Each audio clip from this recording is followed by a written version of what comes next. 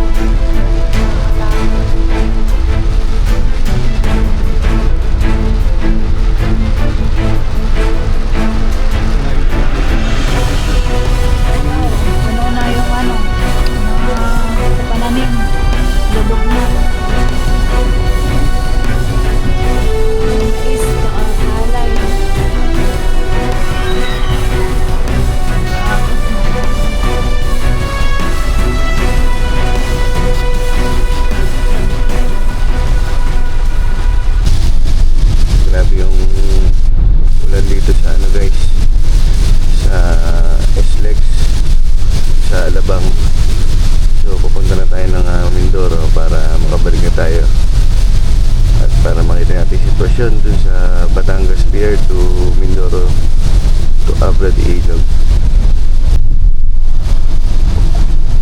Halos mag zero visibility na guys dito sa SLEX papuntang Batangas. Ang lawak ng ulan nga. Lalong lumakas yung ulan nung papasok ng Batangas Pier. Patawid tayo ng dagat ngayon guys at titignan natin kung may biyahe ng papuntang Abra de Ilog, Occidental Mindoro.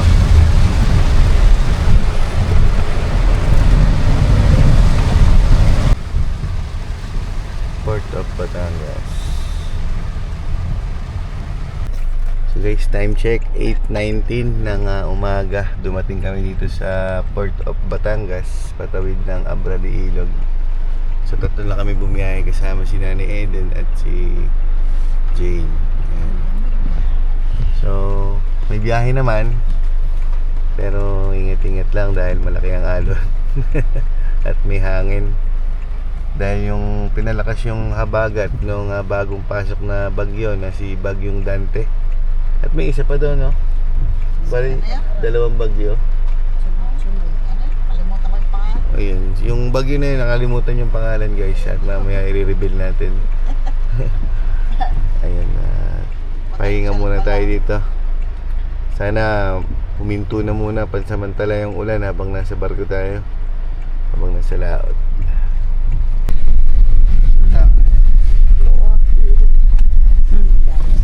Ito yung barko guys.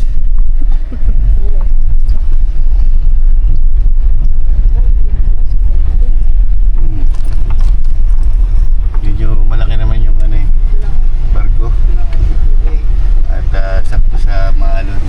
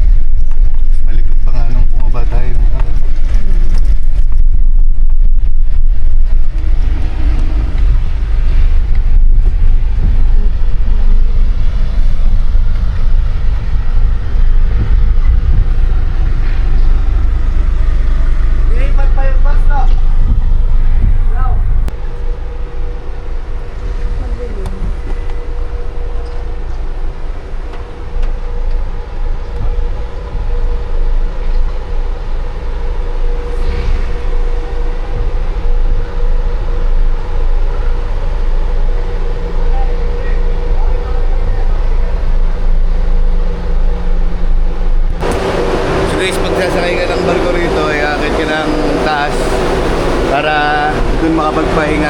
Pwede rin naman sa sasakyan, pero mas magandang nakikita natin yung tanawin dito sa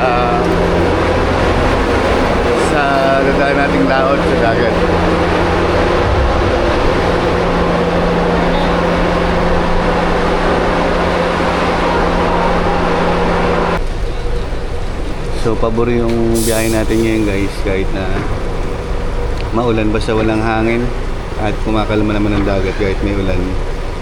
At konti lang yung niloload ngayon dito sa sinakay natin barko dahil siguro dahil may bagyo, konti lang ang bumiyahe na gustong tumawid ng papuntang Abra de Ilog, Occidental Mindoro.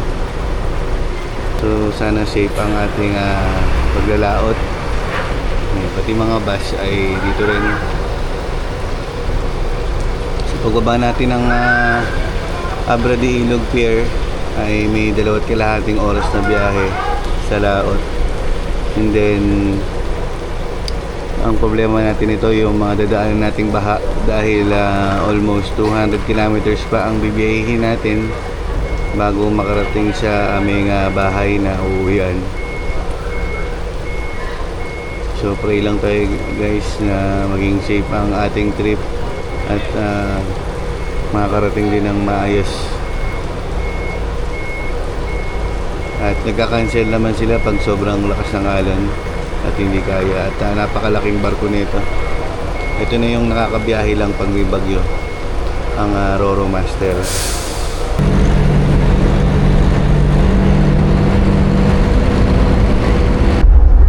So palis na rin yung barko guys at konti na lang talaga yung naisakay na mga truck or mga private. Kaya pabor din dahil magaan yung ating karga ngayon at minto na rin yung ulan. Kalma naman daw sa bandang kalagitnaan ng laot at wag nang hangin. Yun ang nagko-cause ng malakas na alon.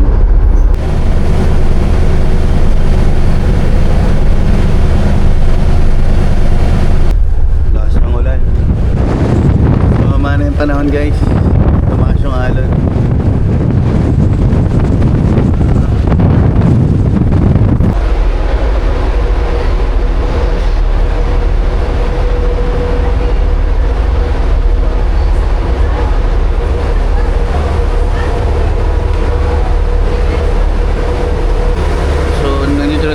Sa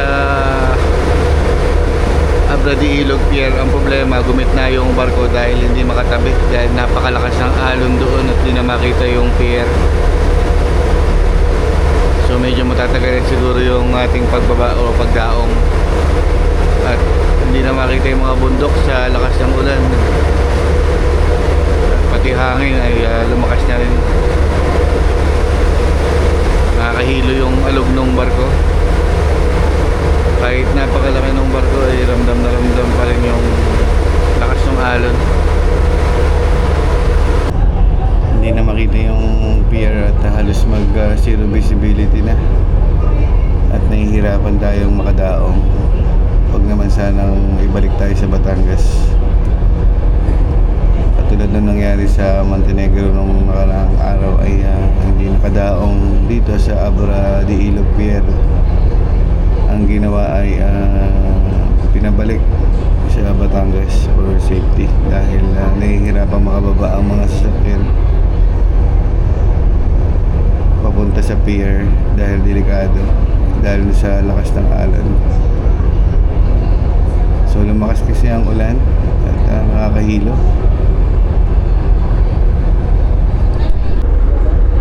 Sobrang lakas ng alon guys. Lumakas palakas siya ng palakas. At andun yung pier. Ayun. So dito tayo paikot-ikot dahil meron pang isang malaking barko na nakadaong. At tumahanap pa ng tiyempo. Napakalakas ng alon sa baybayin guys, kaya medyo nahihirapan siyang makadaong.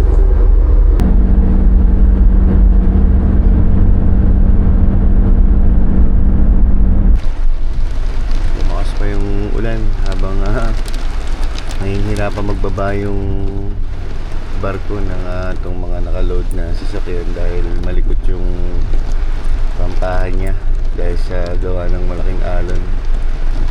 Sila ba yan ng malakas na ulan at hangin kasi. So baka mamaya pa to.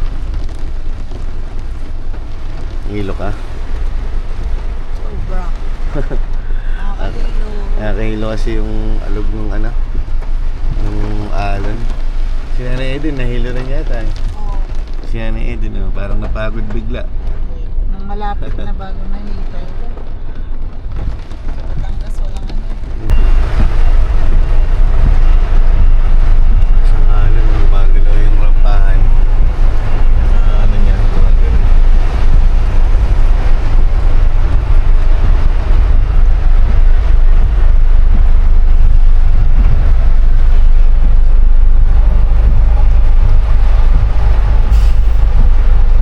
Kaya medyo nahihirapan eh, no?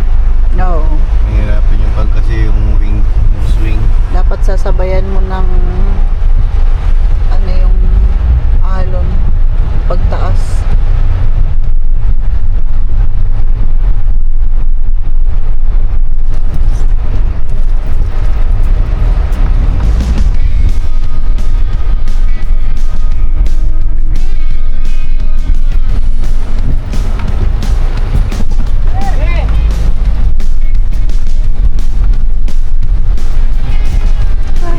Thank you.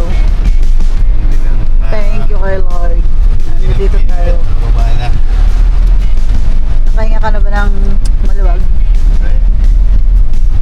Si Nanay. Nay, gusto ka dyan? Nahilo na si Nanay. So, ito naman ang susunod na haharapin natin. Passable yung mga daan. Daan dahil Balita natin ay bibinahan na ibang bayan na dito ang madadaan natin. Dito naman tayo na. Papagpag muna tayo ng nakahinga ako ng maluwag. Grabe yung alog isi. Abot ang dasal.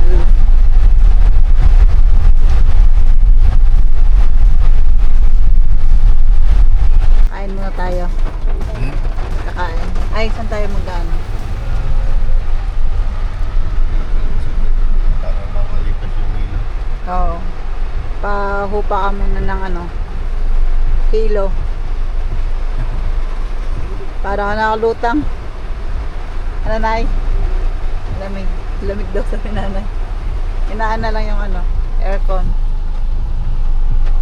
Ayan sila.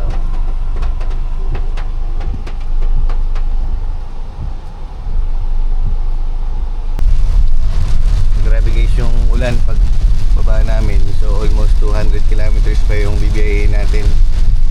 At ang balita ay may baha daw sa Sablayan.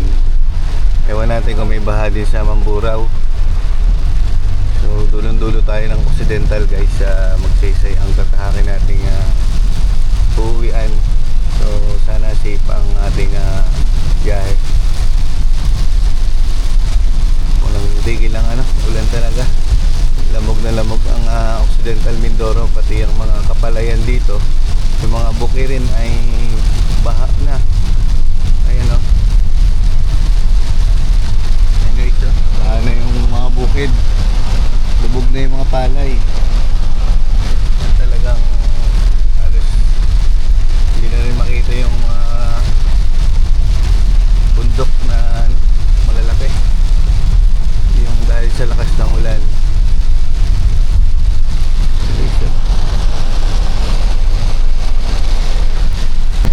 Sobrang baha na guys. Kahit saang parte rito at wala pang tigil yung ulan at napakalakas. Dami ng lumubog na kabahayan dito sa Mamburao. Grabe. 6 PM daw papasok ang bagyong sinabayan si Emong. Ngayon kasalukuyan meron tayong bagyong Dante. Magsasabay sila ni bagyong Emong. Ayan. Baha na. Pinasok na yung bahay, kawawa naman. Nanggaling dun sa kabutiran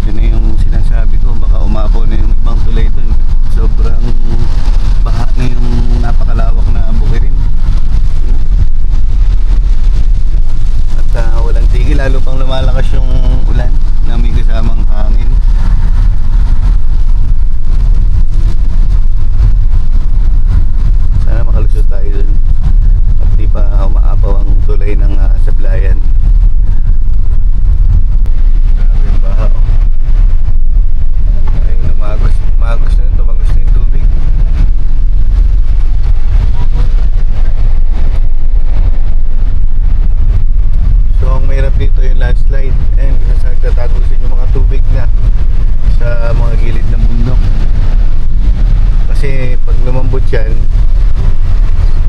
ay pwedeng gumuho. Ayan, katulad nito guys, nag-landslide na.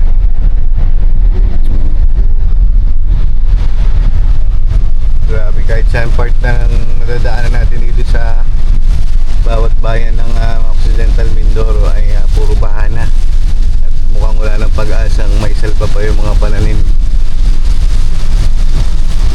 Ayan o, grabe yung mga baha.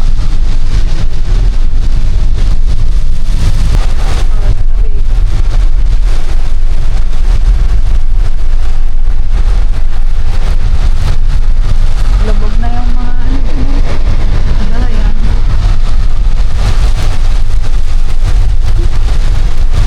Ang lugar na ba tayo? Masablayan na. Grabe. Ang lakas ng ulan. Yan. Dami ng baha.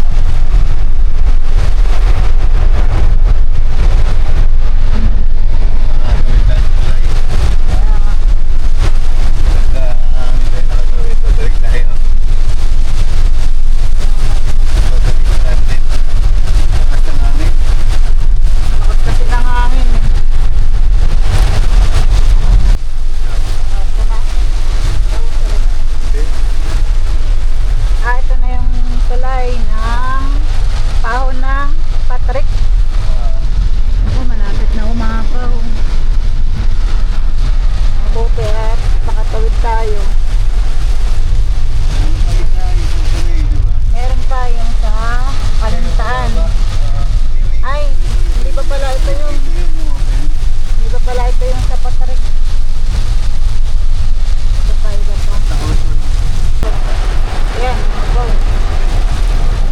Ito na pala yun, yung sa Pahon ng Patrick. Ayun o, umaano yung tubig. Nakakatakot. Wala nang makita. Ayan. Nakakatakot yung tubig.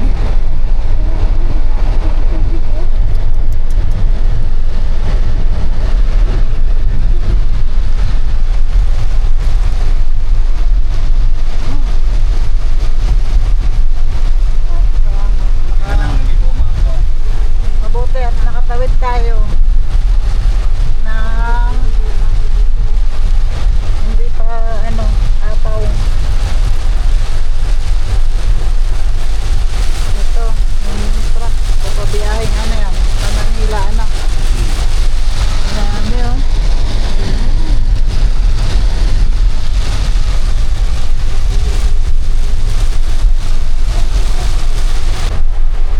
Ito, baha pa rin. Galing sa bundok.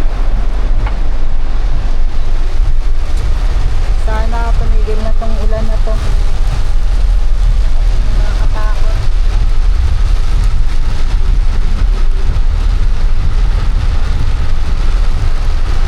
Ay, binabagsakan ng tubig dun. Ito, puno na yung sa pananim. Lubog na. May mais, tsaka palay. Nakagos na.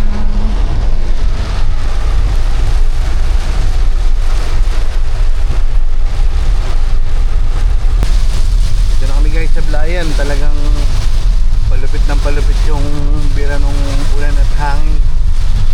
Grabe oh. Parang nasa amin yung ipo-ipo. Talagang zero visibility na.